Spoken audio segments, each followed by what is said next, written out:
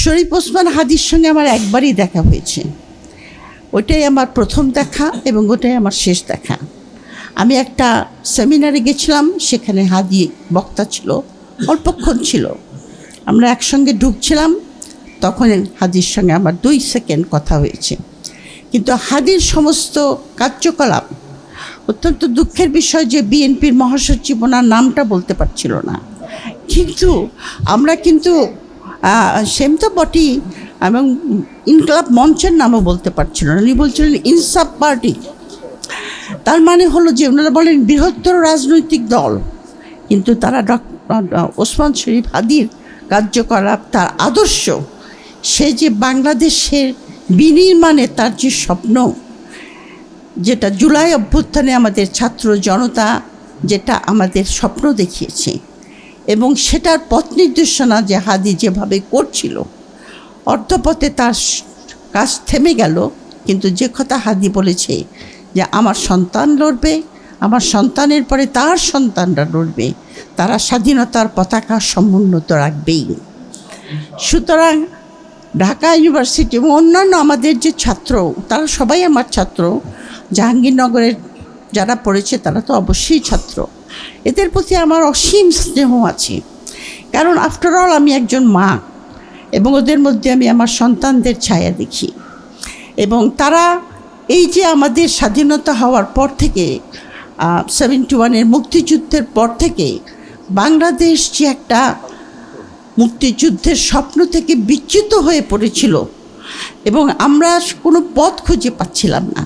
আমি ব্যক্তিগতভাবে, যেহেতু আমি অ্যাক্টিভিস্ট না, আমি লিখি, আমি ব্যক্তিগতভাবে আমি লিখেছি যে বিশেষ করে 2009 সাল থেকে শুরু করে শেখ হাসিনা যে ক্রমান্বয়ে একটা ফ্যাসিস্ট হয়ে উঠছে এবং দেশের সমস্ত গণতান্ত্রিক প্রতিষ্ঠানগুলিকে ভেঙে দিচ্ছে, এটা আমি বহু লেখায় লিখেছি। কিন্তু কোনো পথ খুঁজে পাচ্ছিলাম না। আমার মনে হচ্ছিল যে আমরা বোধহয় এখান থেকে আর বেরোতেই পারবো না। আমি ওই বিজয় সরণির ওখানে একটা মূর্তি ছিল না বিরাট, শেখ মুজিবুর রহমানের, আমি ওইখান থেকে যাওয়ার সময় সবসময় দেখতাম। আমি অনেক সময় আমার যে গাড়ি চালক, ওকে বলতাম, আমার জাহিদ জানো, এই মূর্তিটাকে না একদিন লোকে মাটিতে নামিয়ে দিবে, আমি কিন্তু থাকবো না তখন, দেখবে তুমি মানুষে নামাবে। কারণ এত অন্যায় অবিচার ওই নামে হচ্ছিল। কিন্তু আল্লাহর অসীম করুণা যে আমি বেঁচে থাকতেই দেখে গেলাম, যারা আপনার ভারতীয় আধিপত্যবাদের আইকন মানে তাকে ব্যবহার করে ভারতীয় আধিপত্যবাদকে যে প্রতিষ্ঠা করেছিল বাংলাদেশে, সেই মূর্তিটাকে যখন নামিয়ে আনলো এবং আমি নিজের চোখে দেখে যেতে পারলাম, তার জন্য আমি আল্লাহর কাছে শুকরিয়া জানাই। আর দ্বিতীয় কথা হলো আধিপত্যবাদটা কী? আধিপত্যবাদটা কিন্তু আপনার সরাসরি যিনি ব্রিটিশ আমাদেরকে 200 বছর শাসন করেছে, ওই শাসনটা ছিল সরাসরি। যদিও আমাদের এখানে বেঙ্গলে, ইস্ট বেঙ্গলে আমরা কিন্তু ব্রিটিশের অধীনে ঠিক ছিলাম না, আমরা ছিলাম জমিদারদের শাসনে। সুতরাং আমাদের এখানে ব্রিটিশের ইনডিরেক্ট রুল ছিল, যার জন্য আমাদের এখানকার এলাকার লোকরা অত্যন্ত বঞ্চিত ছিল, অত্যন্ত অপ্রেস ছিল, অত্যন্ত দরিদ্র ছিল। হাসানুজ্জামান আরও ভালো বলতে পারবেন কী অবস্থা এখানে ছিল। আধিপত্যবাদ হলো আপনার যে বাইরের একটা শক্তি আপনার দেশের রাজনীতি, অর্থনীতি, সংস্কৃতি, প্রতিরক্ষা, মানুষের জনজীবন সব কিছুকে পরিচালিত করবে, যুদ্ধ করে নয় অথবা সরাসরি নয়। তারা কি করবে? বিভিন্ন ধরনের কলা কৌশল, যেটা এই বইটার মধ্যে খুব সুন্দর করে আমি চ্যাপ্টারগুলি দেখলাম, খুব সুন্দর করে লেখক তুলে ধরেছেন যে কত রকম কৌশলের দ্বারা যে জিনিসটা ঘটে সেটা হলো মানুষের মননকে অধিকার করে নেয়, মানুষের চিন্তা, মানুষের মানসিকতা, মানুষকে চিন্তা করতে শেখায় যে আমার কোনো নাই, স্বকীয়তা নাই, আমি আমার কোনো চিন্তা করার ক্ষমতা নাই, আমি কে আমি তা জানি না, আমাকে বাইরের শক্তি যা করতে বলছে আমি তাই করব।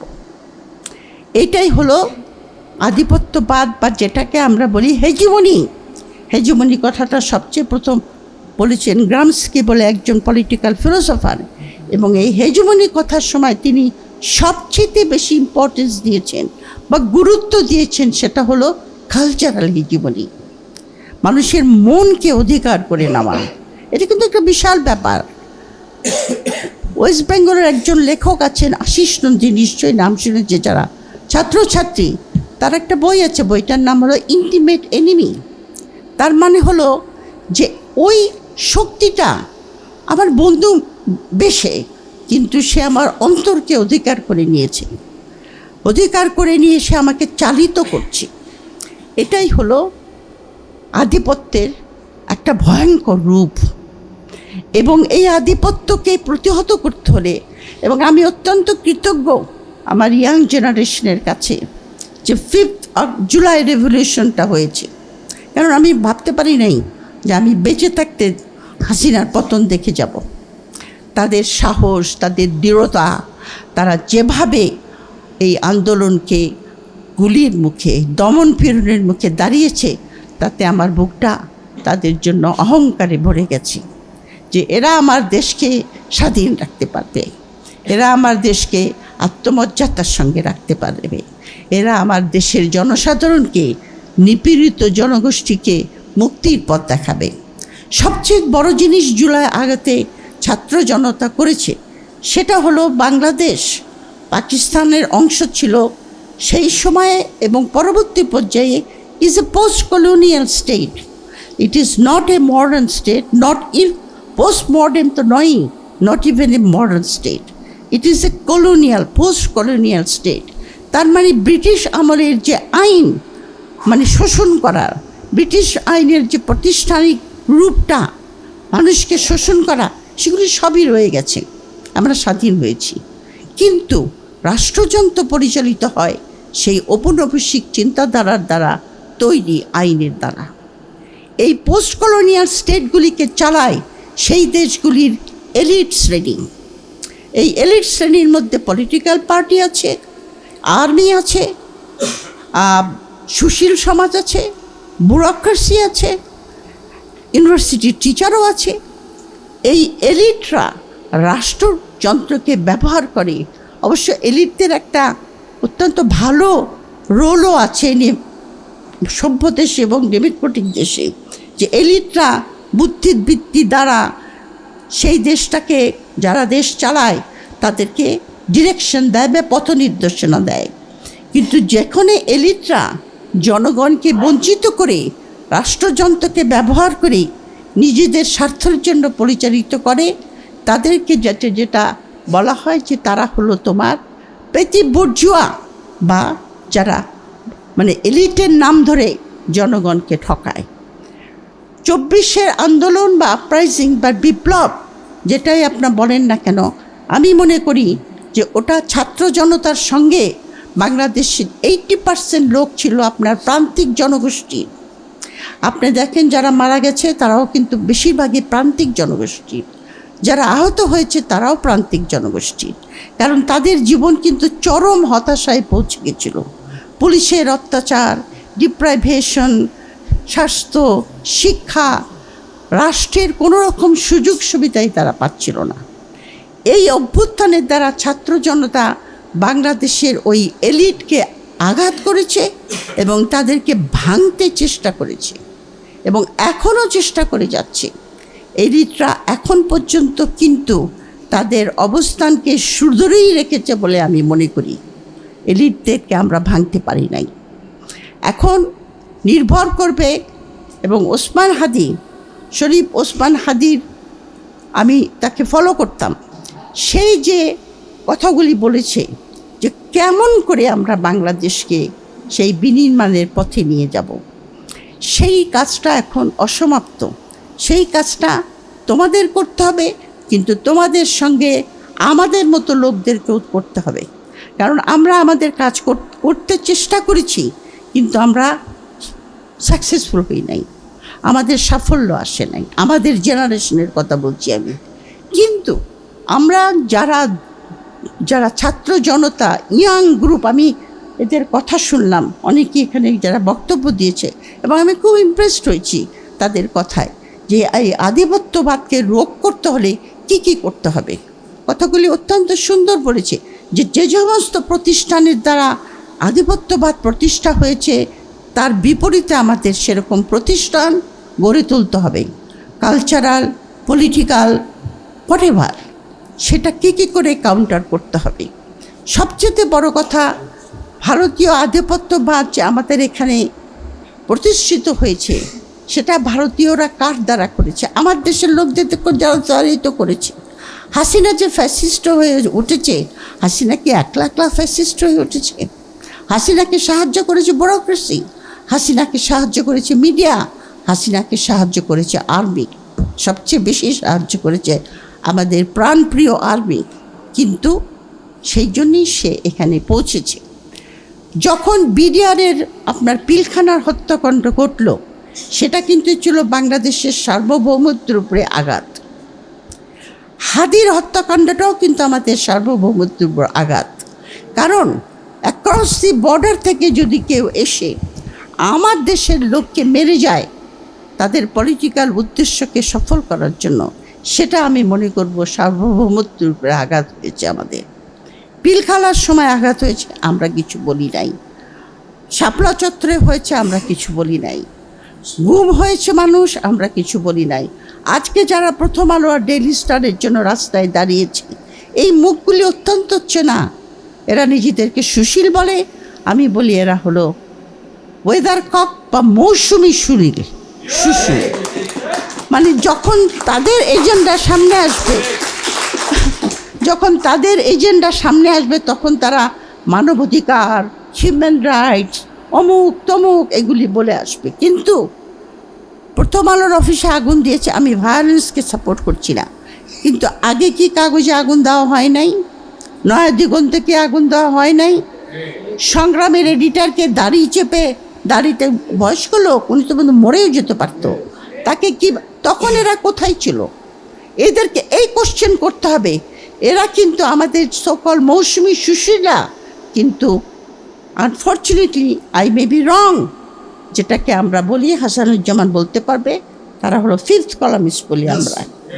ফিফথ কলামিস্ট মানে আমার দেশে বসে আমার দেশের বিরুদ্ধে কাজ করে, আমার দেশের নাগরিক পাশের দেশের হয়ে কাজ করে। তারা তো এতখানি পেনিট্রেশন করতে পারতো না যদি আমরা তাদেরকে সাহায্য না করতাম। সুতরাং আমাদের সামনে যে যুদ্ধ, সেই যুদ্ধটা কিন্তু বিশাল। এই যুদ্ধে আমি জানি না আমরা জিততে পারবো কি না। আল্লাহর কাছে সবসময় প্রার্থনা করি, দোয়া চাই যেন আমরা জিততে পারি, এবং যদি জিততে না পারি তাহলে আমরা অন্ধকারে তলিয়ে যাব, সে বিষয়ে কোনো সন্দেহ নাই। আর একটা জিনিস আমাদেরকে প্রমাণ করতে হবে যে আমাদের দেশের 90% উপর লোক মুসলমান, আমরা মুসলিম, কিন্তু আমাদের মধ্যে বিভিন্নভাবে আমি দেখি ইন্ডিয়ান হিস্ট্রি, তখন এটা তো হাসানুজ্জামান আমার যারা ইন্ডিয়াতে যে সমস্ত বিখ্যাত ঐতিহাসিক, ধরেন আর.সি. মজুমদার অথবা যদুনাথ সরকারের মতো লোকেরা, তাদের হিস্ট্রি পড়লে কি দেখা যায়? মুসলমানদের প্রতি ঘৃণা। অথচ যখন মোহর আলী ইতিহাস লেখে তখন আমরা তাকে বলি কমিউনাল, কারণ সে মুসলমানের পক্ষে লেখে। এই যে একটা হীনমন্যতা আমাদের মধ্যে দিয়ে দিয়েছে। এমনকি 71-এর কনস্টিটিউশন তৈরি করার সময়, যেটা ইন্ডিয়ার ছায়াতে তৈরি হয়েছে, দেখেন তার মূলনীতির মধ্যে কী ছিল? সেকুলারিজম। আচ্ছা, সেকুলারিজমের কথাটা লেখার কি দরকার? তার মানে বলতে চাচ্ছে যে আমরা সেকুলার না, ওটা সংবিধানে লিখতে হবে। অথচ ঐতিহাসিকভাবে এখানকার জনগোষ্ঠী সেকুলার।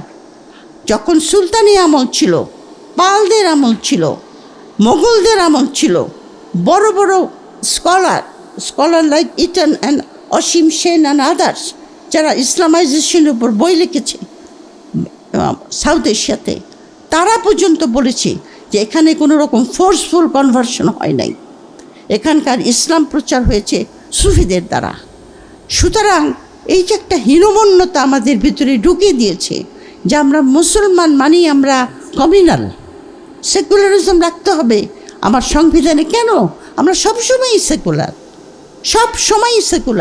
সুলতানি আমলে সুলতানদের বড় বড় পজিশনে হিন্দুরা করতো, চাকরি করতো। তারপরে পাল আমলে তো রীতিমতো, তখন অবশ্য মুসলমান ছিল না, কিন্তু হিন্দুদেরকে তো তারা কোনো পারসিকিউট করে নাই। এটা আমাদের ঐতিহ্য, এটা আমাদের ইতিহাস, এটা আমাদের কাউকে বলে দিতে হবে না যে আমি সেকুলার। আমি সেকুলার, আমি মুসলিম, কিন্তু আমি সেকুলার। আমি অন্য ধর্মের যারা বাস করে তাদেরকে সম্মান করি। তারা যে সমস্ত ধর্মীয় অনুষ্ঠান করতে চায় সেখানে তারা এগুলি ফ্রিলি করতে পারে। এখানে আমাদের তাদের প্রতি কোনো কমিউনাল ফিলিংস নাই। সুতরাং আমাদের এই হীনমন্যতা থেকে বের হয়ে আসতে, আগেও আমাদের কিছু বক্তা বলেছেন, আমাদের জ্ঞান অর্জন করতে হবে। কারণ বুদ্ধিবৃত্তির দ্বারা আপনার ছাড়া এই যুদ্ধ জয় করা যাবে না। আমার মনে আছে, আমি যখন আমার হাজব্যান্ড কলম্বিয়াতে যখন ছিলেন, আমি তখন কলম্বিয়াতে আমার পিএইচডি থিসিসের জোগাড় করছিলাম, মেটেরিয়াল।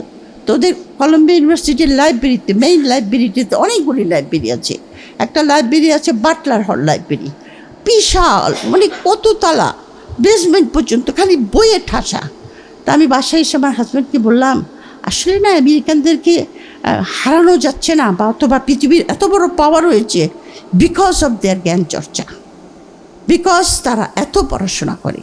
এখন অবশ্য ট্রাম্পের আমেরিকার কথা বলছি না আমি, কিন্তু আমেরিকা আজকে যেখানে উঠেছে খালি বুদ্ধিবৃত্তির চর্চাটা। এমনকি ইন্ডিয়াতেও আমি বলবো, ইন্ডিয়াতে যে জাতীয় বুদ্ধিবৃত্তির চর্চা হয় আমার দেশে তার 1% হয় না। ইন্ডিয়াতে বহুত থিঙ্ক ট্যাঙ্ক আছে, বহুত স্কলার আছে, যারা ক্রমাগত ইন্ডিয়ার সিকিউরিটি, ইন্ডিয়ান নেশন, ইন্ডিয়ার এগুলি নিয়ে বুদ্ধিবৃত্তির চর্চা ছাড়া এই যুদ্ধে জয় করা যাবে না। আর একটা হলো চর্চা করতে হবে আমাদের সংস্কৃতি, যেটা ওসমান হাদি শুরু করেছিলেন। আমাদের সংস্কৃতি অত্যন্ত রিচ। আমাদের গ্রাম বাংলায় যে সমস্ত অসংখ্য গান, অসংখ্য আপনার খেলাধুলা, অসংখ্য আমাদের যে কুইজিন বা খাওয়া দাওয়া একটা এলাকা, এগুলিকে আমরা চর্চা করি না। আমরা নিজেদের হীনমন্যতা থেকে অন্যের সংস্কৃতিটাকে বেশি গ্রহণ করি, সেখান থেকে বেরিয়ে আসতে হবে। লাস্টলি, আমি বেশি সময় নিয়ে ফেলছি, লাস্টলি আমি যেটা বলবো সেটা হলো, আমার দেশে একটা জনমূল পরিচালিত একটি সরকার, তৃণমূল জনগোষ্ঠী দ্বারা পরিচালিত একটি ডেমোক্রেসি দরকার, গণতন্ত্র দরকার। ওই গণতন্ত্র নয় যে একদিনের ভোটেই গণতন্ত্র আসবে। একদিনের ভোটের পরে যেটা আসবে সেটাকে আমাদের করতে হবে অ্যাকাউন্টেবল এবং ডেলিবারেটিভ, মানে জনগণ কন্টিনিউয়াসলি সেটার মধ্যে পার্টিসিপেট করবে। সুতরাং সেদিকেও আমাদের নজর দিতে হবে, কারণ সেই জাতীয় জনগণ সংঘবদ্ধভাবে যে সরকারকে সাপোর্ট করে, সেই সরকারকে বা সেই দেশকে কিন্তু কেউ দমন করতে পারে না। ইতিহাসটা সাক্ষী। কারণ আলেকজান্ডার গ্রেট যখন ইন্ডিয়া আক্রমণ করেছিল, তখন ইন্ডিয়াতে ছোট ছোট জনপদ ছিল, যে সমস্ত জনপদগুলি আপনার জনগণ দ্বারা সমর্থিত ছিল না, তারা প্রথমেই আলেকজান্ডারের কাছে সারেন্ডার করে দিয়েছে। কিন্তু যারা জনগণের দ্বারা ছিল তারা কিন্তু তাকে রেজিস্ট করেছিল। আমরা পুরুর ঘটনা জানি।